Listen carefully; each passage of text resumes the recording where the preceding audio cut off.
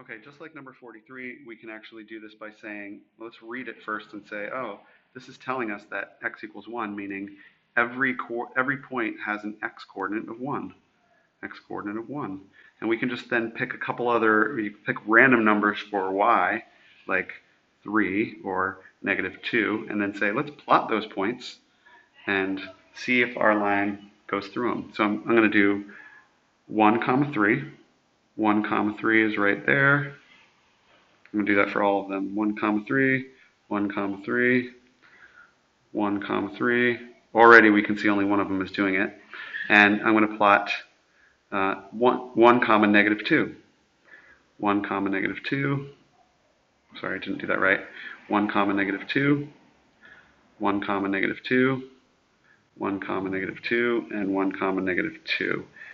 And you can see that D is the one that goes through those points because every point on this line has an x coordinate of 1. And that's why it says x equals 1. So let's look at it. It's going through which axis? The line is cutting through the x-axis. That's why you see that x letter there in the equation. Where is it going through the x-axis? At 1.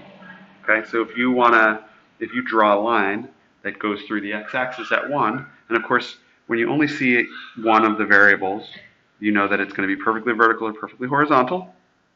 And so in order for it to go through the x-axis, it's got to be perfectly vertical. And where is it going? It's going through it at 1. So that's what you see for D, and D is the solution.